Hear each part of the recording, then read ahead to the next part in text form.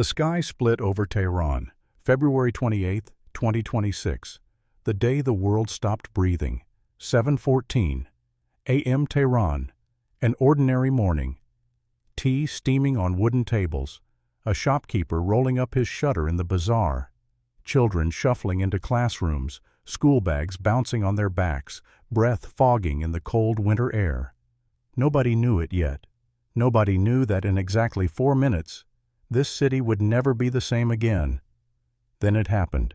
The sky tore open. Explosions, not one, and not two, dozens. One after another, like the sky itself was collapsing. Window glass didn't crack.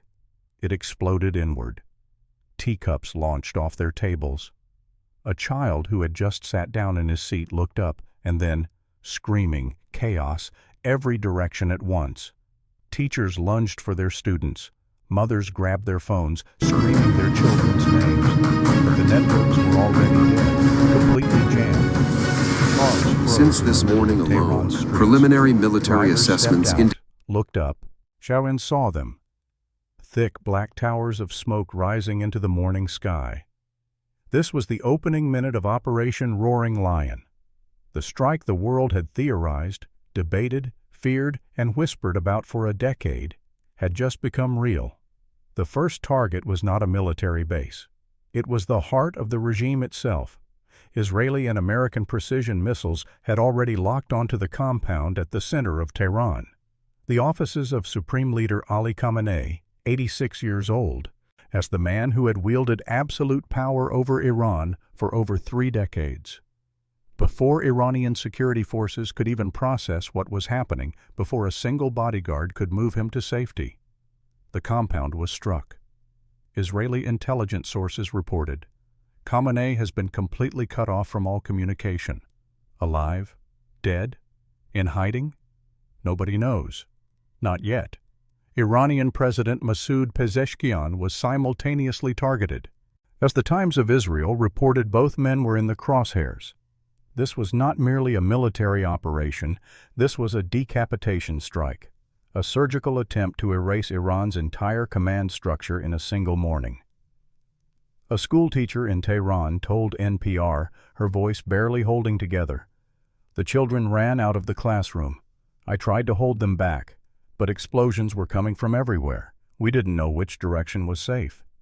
On Tehran's streets, as people abandoned their cars in the middle of roads and ran, sprinting for the basements of buildings. State television went dark, silent. And 2 students near a school in Tehran never came home. 2 children, gone, before their school day had even begun. This was not just Tehran. This was all of Iran, simultaneously. Iranian military bases, nuclear sites, missile production facilities, hit at the same moment from multiple directions. While the IDF posted footage to social media in real time, fire, smoke, the ground convulsing, the evidence of what they were calling Operation Roaring Lion, a strike designed to devour Iran's entire defensive capability in a single coordinated leap. Meanwhile, thousands of miles away, in the warm glow of Mar-a-Lago, Florida, Donald Trump sat in front of a television screen and watched it all happen. The president is monitoring the situation, a White House official told reporters. But when Trump finally spoke, his words landed like an accelerant on open flame. Our objective is to defend the American people by eliminating imminent threats from the Iranian regime, a vicious group of very hard, terrible people. And then he said something no sitting American president had ever said. Not this openly, not this directly.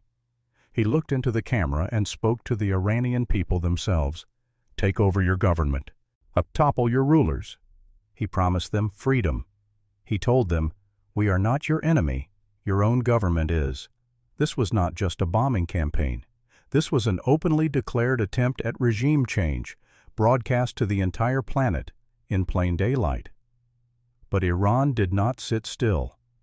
While Tehran burned, the Islamic Revolutionary Guard Corps, the IRGC, had been quietly waiting. Within minutes of the first strike, Iran's missile launchers tilted their faces skyward. And the missiles rose. The IRGC announced with cold precision, "We have begun targeting Israel and American bases across the entire region." Sirens erupted inside Israel. Tel Aviv emptied in seconds, people sprinting for bomb shelters, cramming into building basements. Children, the elderly, everyone running. Israel's Iron Dome and layered air defense systems blazed to life. The booming sound of interceptions thundering across the mountains of northern Israel like a second storm. But Iran did not only target Israel. The Gulf was next. Bahrain, the tiny island nation where the U.S. Navy's Fifth Fleet makes its home.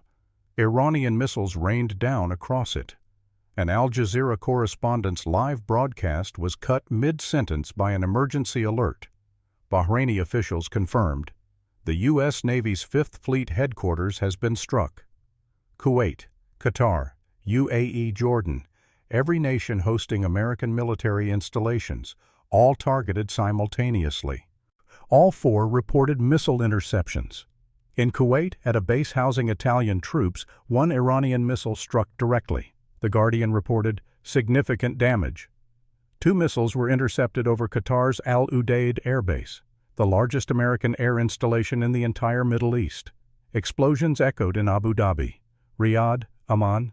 NBC News stated plainly, Iran has launched drones and missiles not only at Israel, but at U.S. military installations in Bahrain, Kuwait, Qatar, Jordan, and the UAE.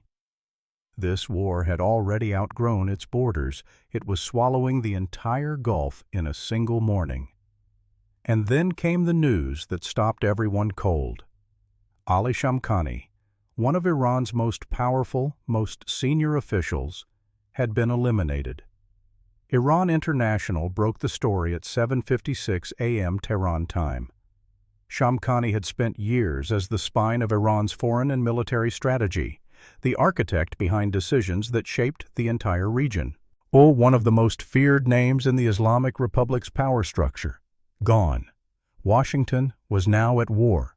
Trump officially declared major combat operations, making it formal, making it documented, making it history. For the first time, an American president had openly declared warlike operations against Iran. Breaking Defense called it a massive and ongoing operation. US B-2 stealth bombers were already over Iran, dropping bunker-buster bombs, designed specifically to penetrate deep underground, onto the nuclear sites the world had argued about for 20 years. The Pentagon confirmed, no American casualties yet. Yet, the world was shutting down around it. Airlines worldwide began diverting or halting flights over Iran, Iraq, and Gulf nations. International airspace closing. Oil prices were spiking by the minute because the Strait of Hormuz, that narrow, irreplaceable passage through which 20% of the world's oil supply flows every single day, was now under direct threat. Iran had already issued its warning. It could close it. Inside the U.S. Senate, Senator Edward J. Markey stood up and called Trump's strikes illegal and unconstitutional. Meanwhile, on Fox News, the headline read, Historic U.S.-Israel strikes on Iran, underway. Even inside America, a war was being fought, and on the streets of Tehran. Something unexpected. The Jerusalem Post reported that in some neighborhoods, people were not hiding, they were celebrating. Iranians who had lived for years under the crushing weight of this regime, who had protested and been silenced, who had buried their children after crackdowns, some of them had stepped outside into the smoke-filled streets. NPR captured the contradiction in 3 words: panic, fury, and some hope. 3 emotions. One city, one shattered morning. Right now, as you read this, where is Khamenei? Alive or dead? Nobody knows. Where is Pezeshkian? Silent. No statement. Nowhere. How many IRGC missiles are still in the air? Counting is happening right now. Will the Strait of Hormuz stay open? The global economy is holding its breath. Smoke is still rising over Tehran. Sirens are still wailing in northern Israel. American sailors in Bahrain are sitting in silence while staring at the ceiling of a base that was just struck. Trump is at Mar-a-Lago, and somewhere in a bunker, or perhaps nowhere at all anymore, an 86-year-old man who ruled a nation of 90 million people with an iron fist for decades has not been heard from. History does not announce itself. It does not send a warning. It does not wait for you to be ready. It just arrives. On an ordinary cold morning when children are walking to school and tea is still hot on the table. And then the sky splits open,